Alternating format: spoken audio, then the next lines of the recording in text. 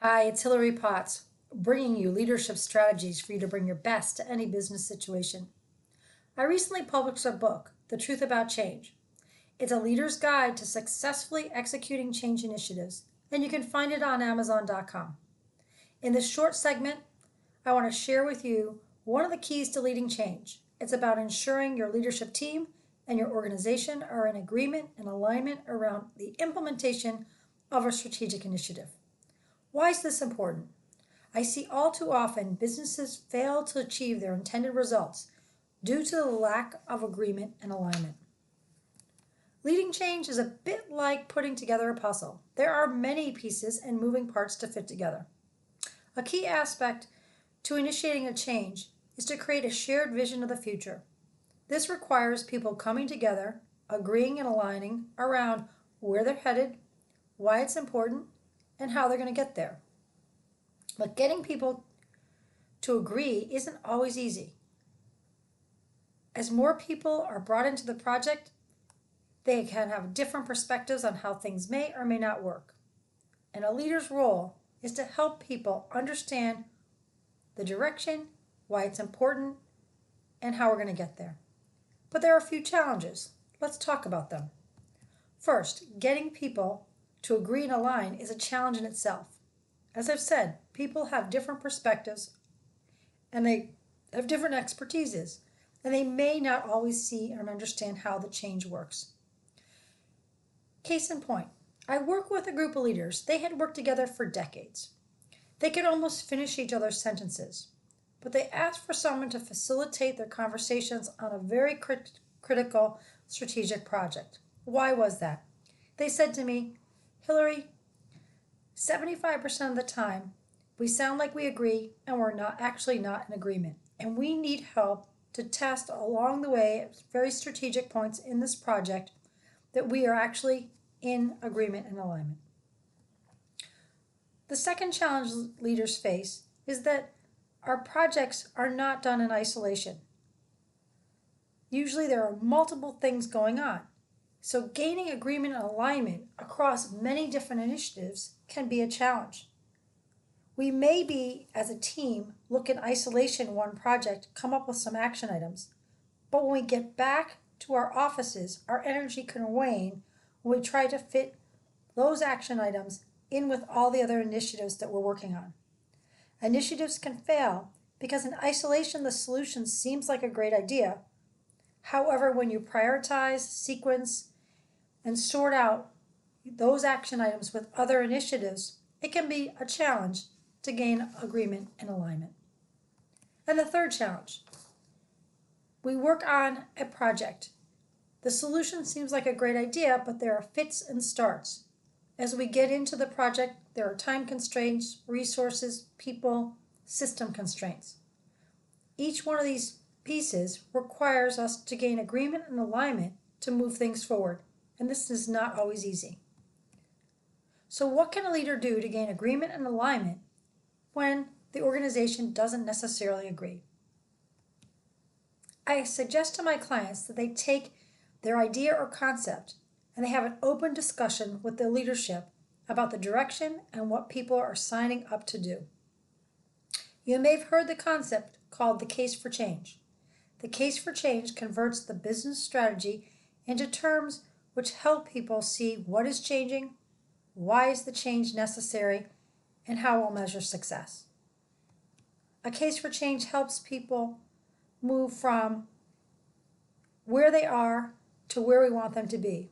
It allows the leader to go from talking in a monologue, telling people what's happening, to creating a dialogue to talk as a team.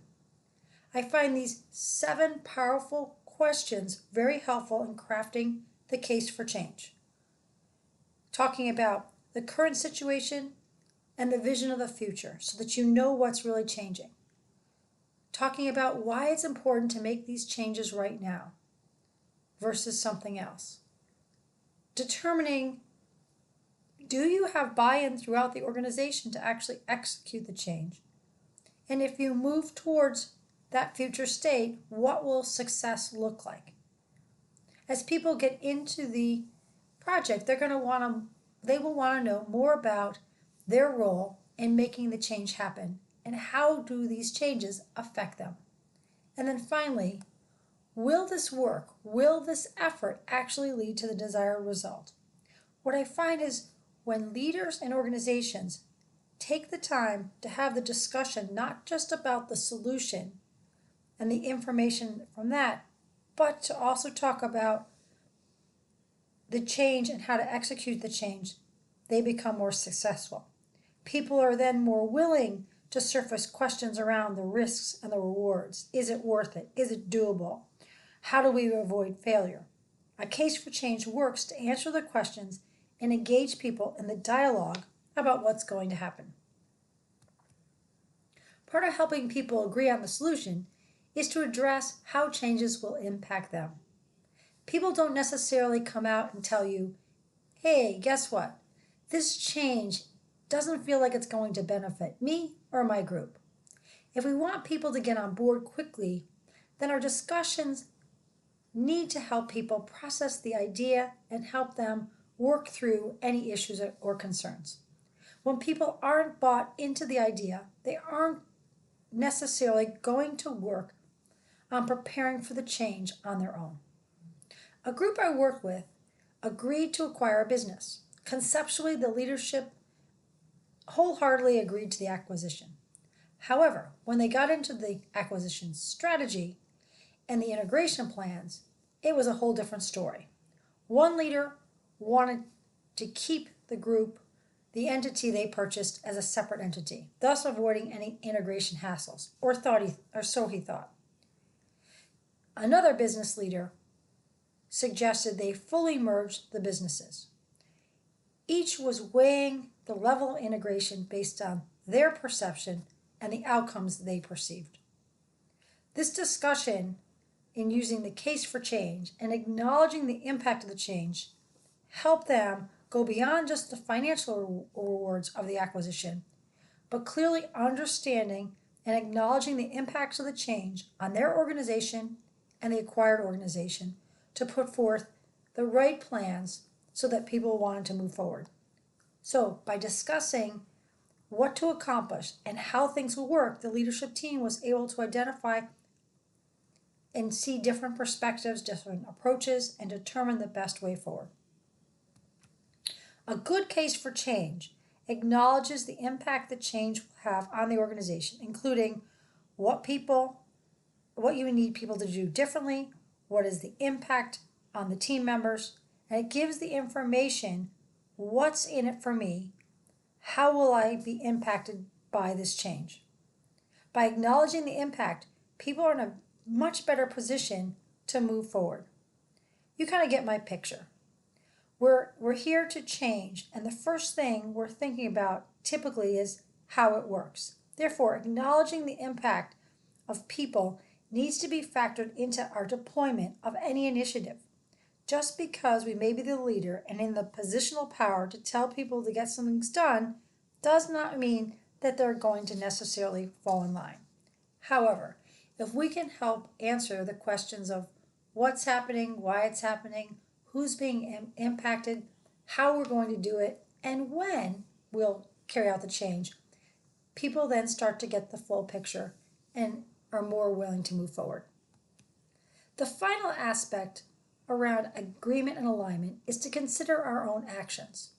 What are you doing and saying that is either helping or hindering the movement in the new direction? You as a leader play an extremely significant role in leading that change. I want to share with you several tips that you can use that my clients find very helpful to lead the change. I also cover them in my book, and you can find my book, The Truth About Change, on Amazon.com. But here are a few. The 5 change leader behaviors. First off, be visible. When you're visible, you're available for people to have discussions, you're able to observe what's going on, and then you're able to put forth actions pretty quickly to accelerate the change. It also helps people see that you're in the change, not just dictating the change. Second, you can't communicate enough. It may feel like you're saying the same messages 10 times, but it takes people time to process various aspects. We sometimes forget that it took us a bit to come up with the solution and the implementation plans. Now we need to give our people that time. 3. Show resilience. Be the role model of leading change. Now, this isn't easy. It can be a bit scary, but we need to walk our talk. Be empathetic that others are working through and processing the change at very different rates. Help them by showing them the way. Number 4, there will be obstacles. There are these impediments that will be in the way. Be available. If you're visible and you're communicating and you're showing resilience, you're able to then quickly remove the obstacles so people can move forward. And then finally, change typically means new behaviors. To accelerate behavior change, feedback is a huge positive way in order to reinforce the new way. Look for people doing things right. Give ample positive feedback. And take care when you see things are going wrong that you turn it into a learning opportunity. So instead of drilling down on a problem, help people see what's working, give them something to work towards to keep them moving forward. So these 5 change leadership behaviors can be very helpful during times of change. So let's recap. I've shared with you the need to gain agreement and alignment with your leaders and continue to test this throughout the implementation. It's not a once and done.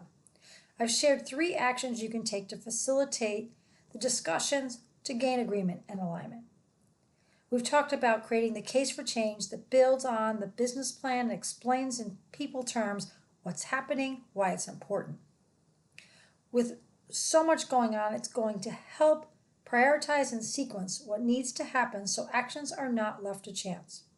Second, attend to the people side. Acknowledge the impact that change will have on people and help them see what's in it for them and why they should be part of this fantastic solution.